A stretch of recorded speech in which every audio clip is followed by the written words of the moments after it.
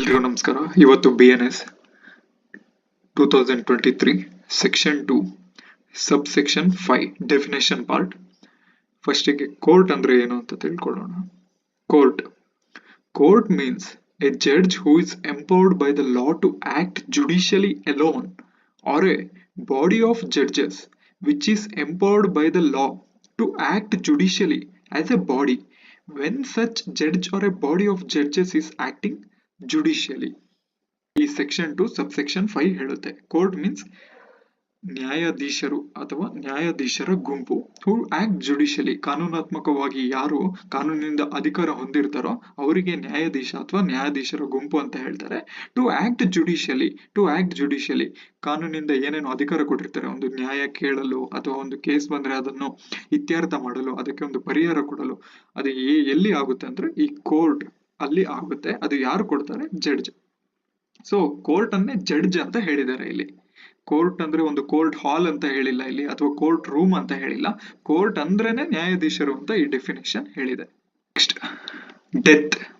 Death means death of A human being unless the contrary appears from the context. ಇಲ್ಲಿ death ಅಂದ್ರೆ ಒಬ್ಬ ಮನುಷ್ಯನ ಸಾವು ಅಥವಾ ಮಾನವನ ಅಂತ್ಯಕ್ಕೆ ಡೆತ್ ಅಂತ ಹೇಳ್ತಾರೆ. ಆದ್ರೆ unless the contrary appears from the context ಅಂದ್ರೆ if the context is difference. ಈಗ ನಾವು ಲೀಗಲ್ ಆಗಿ ಮಾತಾಡ್ತಿದ್ವಿ, ಇದಕ್ಕೆ ಸಂಬಂಧಪಟ್ಟಿದ್ದು ಈ BNS ಏನ್ ಹೇಳುತ್ತೆ? ಡೆತ್ ಅಂದ್ರೆ ಒಬ್ಬ ಮನುಷ್ಯನ ಅಂತ್ಯ ಅಥವಾ ಮನುಷ್ಯನ ಜೀವನದ ಅಂತ್ಯ ಅಂತ ಈ ಕಾಂಟೆಕ್ಸ್ಟ್ ಹೇಳುತ್ತೆ. If the context is difference unless the contrary appears from the context. ಈಗ ಏನಾದ್ರೂ ಸನ್ನಿವೇಶ ಬೇರೆ ಏನಾದ್ರೂ ಸೂಚಿಸಿದ್ರೆ ಈ ಡೆತ್ತಿನ ಅರ್ಥ ಬೇರೆ ಆಗುತ್ತೆ. ಫಾರ್ ಎಕ್ಸಾಂಪಲ್, ಈಗ ಡೆತ್ ಅಥವಾ ಈ ಸನ್ನಿವೇಶ ಈಗ ಒಂದು ಕಂಪನಿಗೆ ಸಂಬಂಧಪಟ್ಟ ಆದ್ರೆ ಅಲ್ಲಿ example for the death of the idea ಅಥವಾ ಡೆತ್ ಆಫ್ ದ ಸ್ಟಾರ್ಟ್. ಹಾಗೆ ಇಲ್ಲಿ ಸನ್ನಿವೇಶ ಏನು BNS ಅಲ್ಲಿ? ಡೆತ್ ಅಂದ್ರೆ ಒಬ್ಬ ಮನುಷ್ಯನ ಅಂತ್ಯ ಅಥವಾ ಮಾನವನ ಅಂತ್ಯ. ಅನ್ಲೆಸ್ ದ ಸನ್ನಿವೇಶ unless the contrary appears from the context.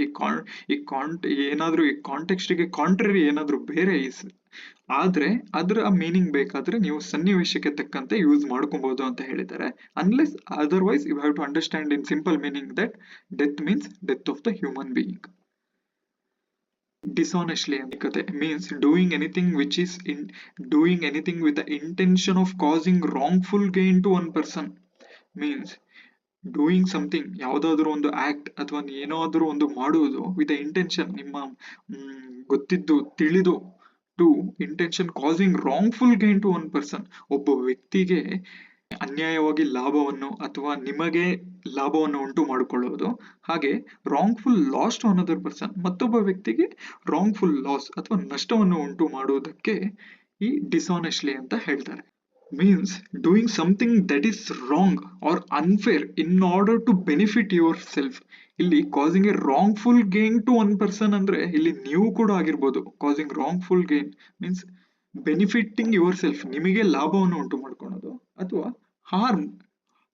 Harm someone else ಅಂದ್ರೆ ಇನ್ನೊಬ್ಬರಿಗೆ ನಷ್ಟವನ್ನು ಉಂಟು ಮಾಡೋದು. ಅದೇ ಡಿಸಾನೆಸ್ಟಿ ಅಂತ ಹೇಳ್ತಾರೆ. With intention to deceive. So this is the meaning of the dishonestly. ಧನ್ಯವಾದಗಳು.